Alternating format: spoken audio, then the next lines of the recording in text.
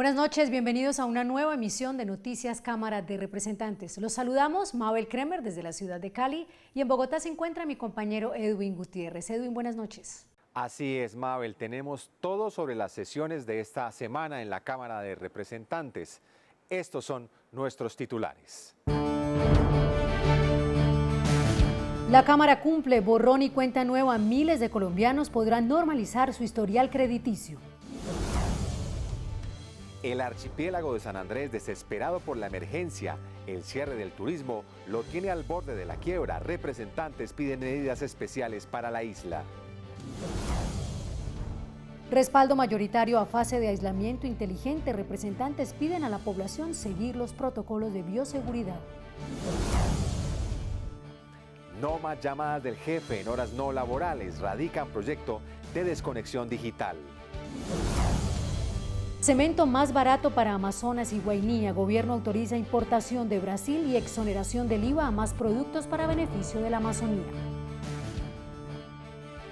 Con respaldo mayoritario, la plenaria de la Cámara aprobó el proyecto de borrón y cuenta nueva. Una noticia esperada por miles de colombianos que ahora podrán limpiar su historial crediticio en las centrales de riesgo. Con la aprobación de este proyecto, la Cámara de Representantes le cumple a los colombianos. Luego de 2 días de discusión, la plenaria de la Cámara aprobó el proyecto de ley que le da una nueva oportunidad a las personas que, por estar reportadas en las centrales de riesgo, no pueden acceder a servicios crediticios a pesar de haber cancelado sus obligaciones. Esta ley que acabamos de aprobar le va a permitir a millones de colombianos recuperar su vida crediticia. Podrán pagar y las centrales de riesgo tendrán que sacarlo de los reportes negativos. Era fundamental para muchísimos colombianos que se ven reportados ante Data Crédito y que tienen enormes dificultades para acceder al crédito, a veces por cosas tan absurdas como una suplantación. El proyecto reduce el tiempo del reporte negativo para quien haya sido moroso y establece un periodo de gracia de 1 año para salir de las centrales de riesgo. Una vez las personas hayan pagado sus obligaciones, no tengan que permanecer durante muchos años reportados en estas centrales de riesgo. Va a tener también un criterio diferencial para algunos sectores de la población que han sido muy afectados en la economía, especialmente MIPYMES, productores pequeños agropecuarios, estudiantes y jóvenes rurales y mujeres rurales que pueden pagar sus obligaciones y tendrán un retiro inmediato del reporte negativo en las centrales de riesgo. Los representantes desestimaron las críticas de quienes aseguran que la modificación a la Veas Data desincentivaría los préstamos, pues las entidades financieras no tendrían suficiente información para medir el riesgo del cliente.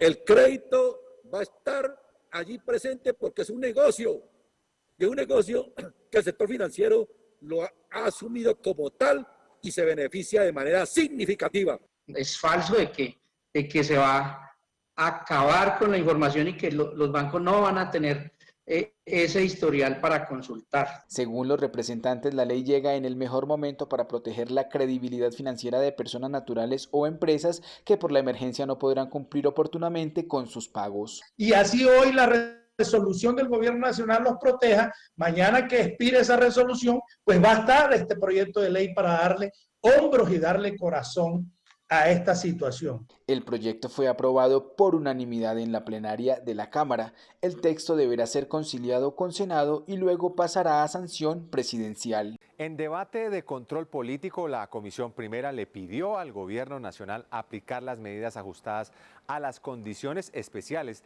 del archipiélago de San Andrés, debido a que su actividad económica se sustenta en la industria hotelera y turística, 2 sectores que están en crisis por cuenta de la emergencia. Para los representantes, la situación es insostenible y requiere la intervención inmediata del gobierno. Un llamado de auxilio están haciendo las más de 25.000 familias de San Andrés, Providencia y Santa Catalina que debido al coronavirus están pasando por la peor crisis de su historia. La situación de las islas es de total angustia y desespero. Más de 26.000 familias en total desempleo. Me preocupa mucho que más de 9.000 negocios comerciales enmarcados dentro del sector turismo hoy estén a punto de quebrar. Aunque el gobierno nacional ha expedido decretos para mitigar el impacto del coronavirus, la vocación turística y hotelera de la isla hacen que algunos de ellos no tengan aplicación allí. El decreto 468 estableció el desembolso de los créditos a través de Bancoldex. Sin embargo, no ha sido fácil el acceso para nuestros empresarios a estos créditos. Solamente en las islas 2 personas han podido acceder a ellos. En igual sentido, el decreto 488, el decreto 639 que establecieron el subsidio al desempleo, tampoco ha sido de fácil acceso para los trabajadores de las islas, toda vez que la ocupación hotelera es fluctuante en el archipiélago y por lo tanto no se puede tener una planta de personal estable. Es por esto que reclaman aplicar medidas ajustadas a la realidad de la isla. Que el gobierno establezca un plan de acción exclusivo para el departamento archipiélago, que entienda que nuestra problemática es distinta a la del resto del país y merece ese enfoque diferencial. Un subsidio en el combustible especial para que podamos tener una agilidad y más facilidad para el desarrollo marítimo en el archipiélago.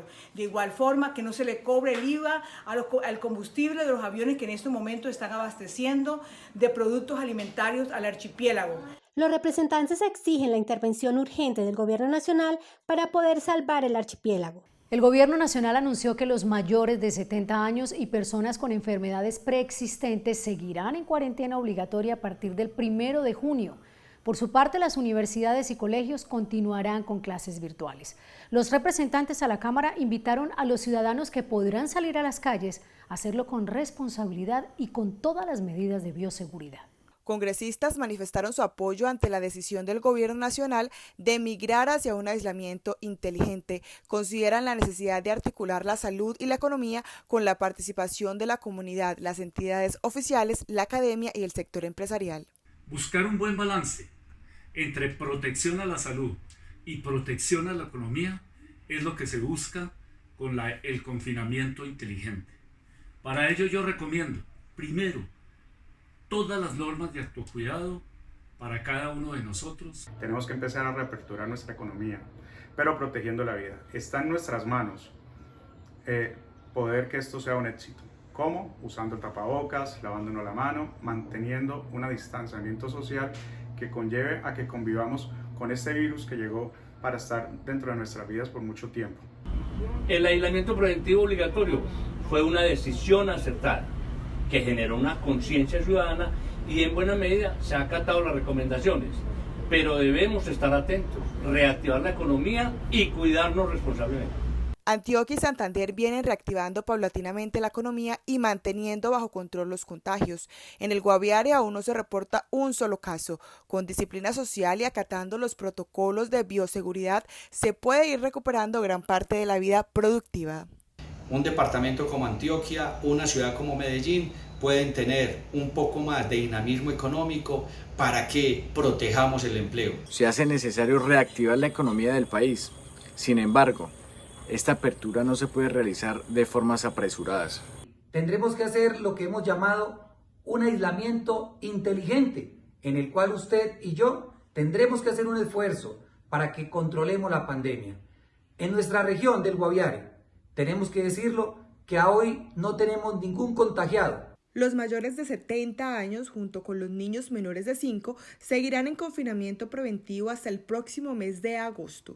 En algunas regiones del país se ha tenido un mejor control de la enfermedad, mientras en otras zonas como Cartagena y Bogotá, la indisciplina de la población tiene disparadas las cifras de contagio.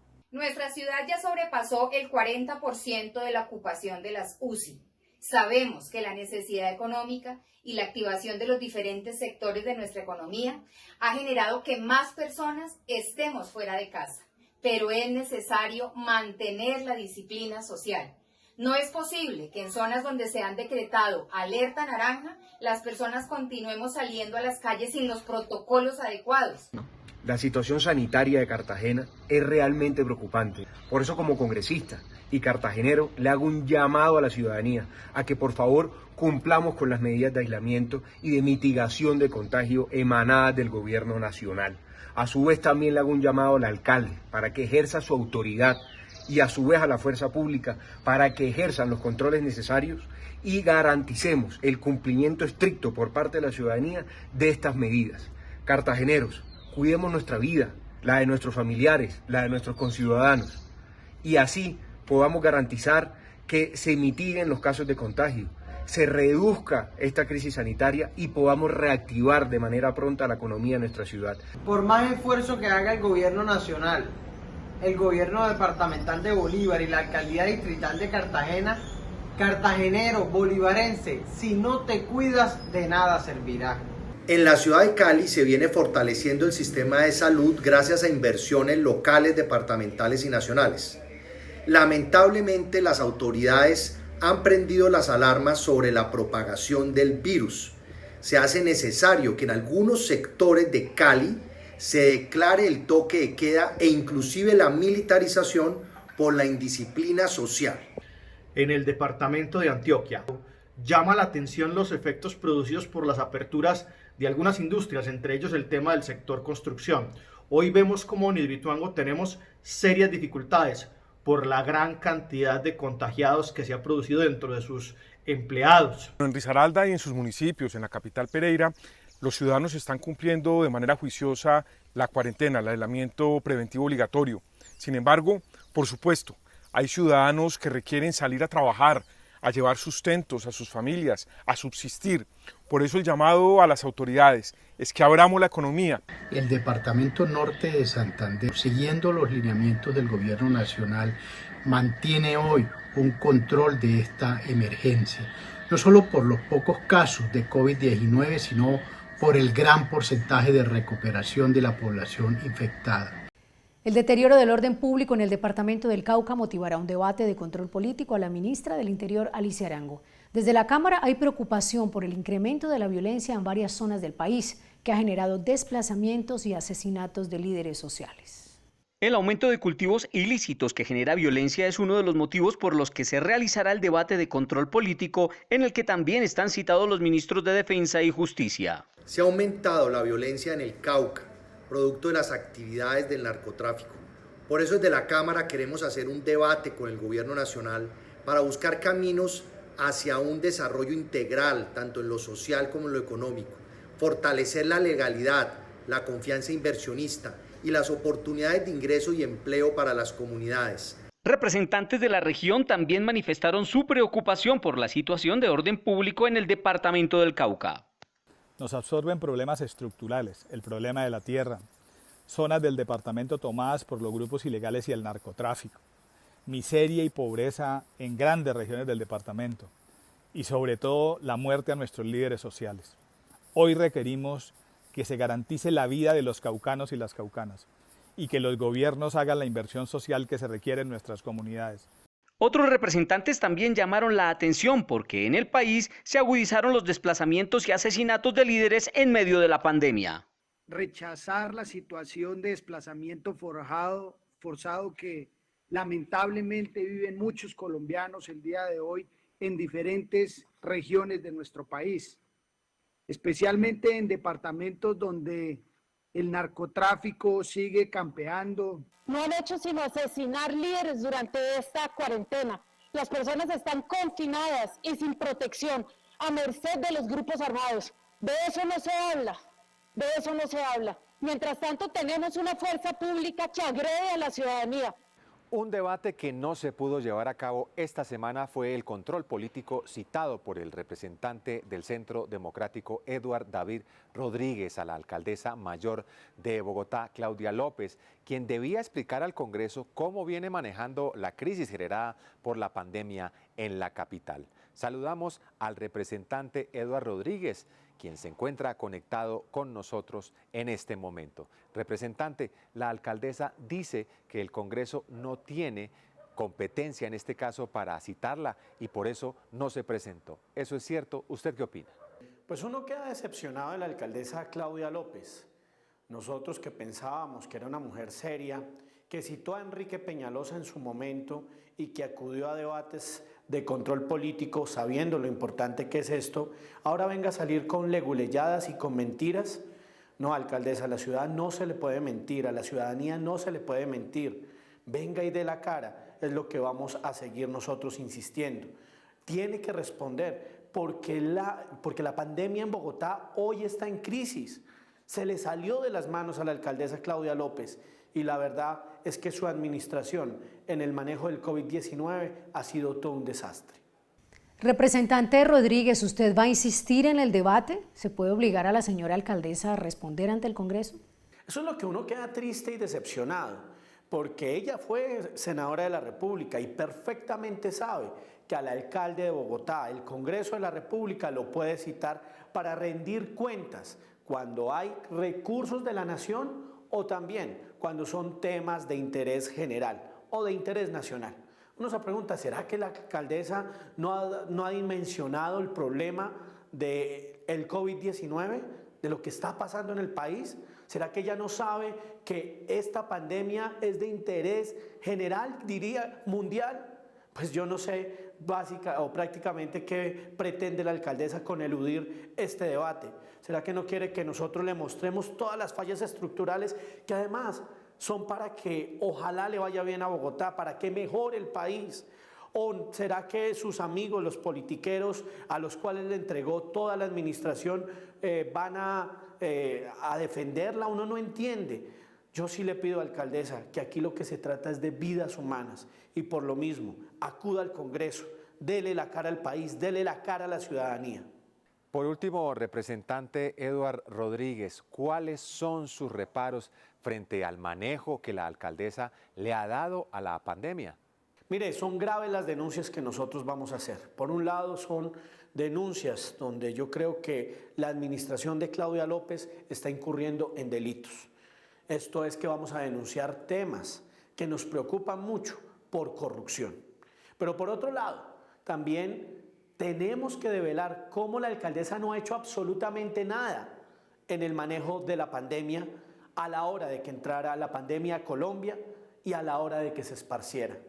Yo creo que no ha tomado las medidas que no son mías, son de los científicos, de los técnicos, y por eso es importante que en debate de control político la alcaldesa le dé la cara al país. Representante Eduard Rodríguez, muchas gracias y muy buenas noches. Seguimos nosotros con más noticias. Hay buenas noticias para la región amazónica. El gobierno autorizó la importación de cemento del Brasil para los departamentos de Amazonas y Guainía, ya que llevarlos desde el interior resulta más costoso que comprarlo al vecino país.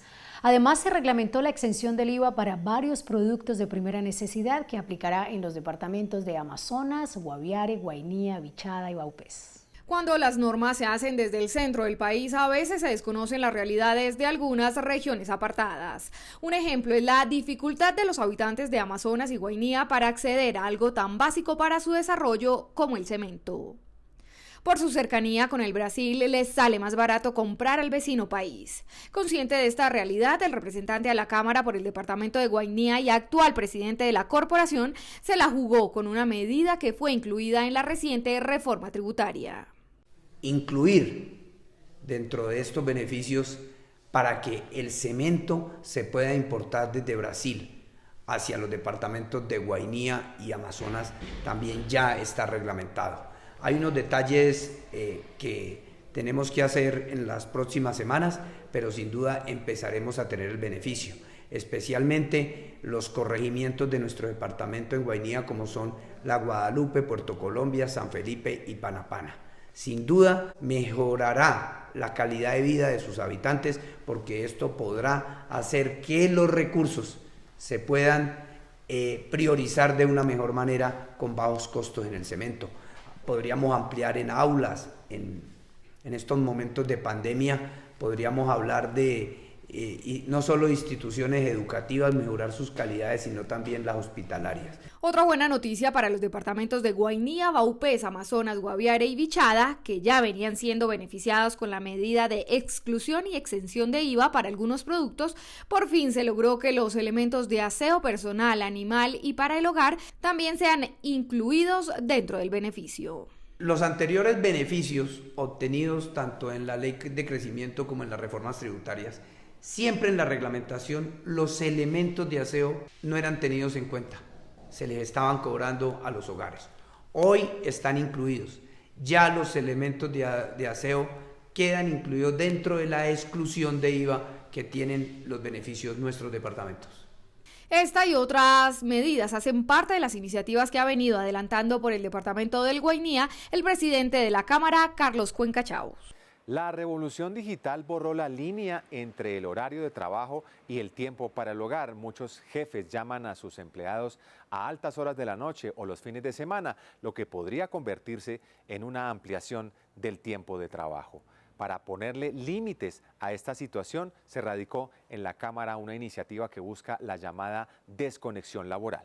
Hoy la evolución digital ha llevado a que muchos empleadores no respeten los horarios laborales. Llamadas, correos electrónicos y mensajes de WhatsApp a altas horas de la noche son algunas situaciones que se han vuelto comunes fuera de la jornada de trabajo. Por esto, desde la Cámara de Representantes se busca ponerle fin a esta situación.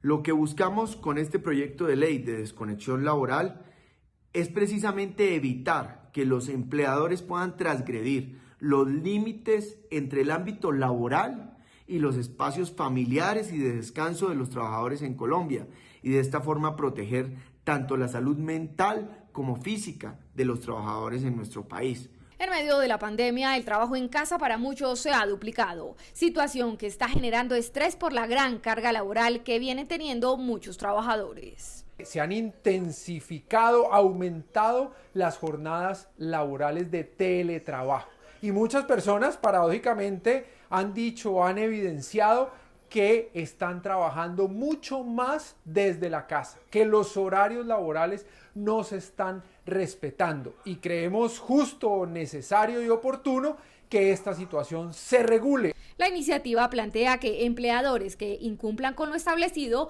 podrían constituir una conducta de acoso laboral, la cual podría ser denunciada por parte del trabajador. Continúa el debate sobre cómo debe ser el manejo de los 44 hipopótamos que viven en las inmediaciones de la hacienda Nápoles en el Magdalena Medio antioqueño. La discusión gira alrededor de cómo frenar su reproducción sin atentar contra su vida, pero garantizando la seguridad de los habitantes de la región. Establecer unos protocolos y programas para el manejo y conservación de esta manada que habita en los alrededores de la hacienda Nápoles y es catalogada como especie en vía de extinción es la solicitud del representante Nicolás Albeiro Echeverry para evitar que algunos de ellos sean sacrificados. Programas de esterilización y de manejo de esos ecosistemas para poder aislarlos y poder encontrar unos mecanismos. Ya hay zoológicos internacionales que han solicitado a algunos individuos de estos, y decirle a todos los ciudadanos cuál es el programa y el plan que se tiene. Fundamentalmente es muy importante garantizarles la seguridad a quienes habitan en ese sector. Asimismo, solicitó al Congreso agilizar la aprobación del proyecto de pasos de fauna que pretende adecuar en las carreteras colombianas espacios para que los animales puedan cruzar las vías sin que sean atropellados. Hoy más que nunca necesitamos que la sociedad entienda que la naturaleza nos reclamó un espacio importante. Pudimos verlo y observarlo en este proceso de confinamiento, donde todos los animales silvestres se pudieron apropiar de los ecosistemas donde su hábitat natural está la comida, el agua, la alimentación.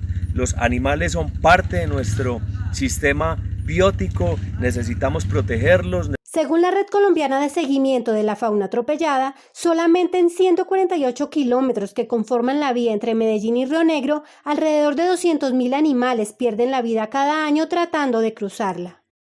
Estas son otras noticias de la Cámara de Representantes.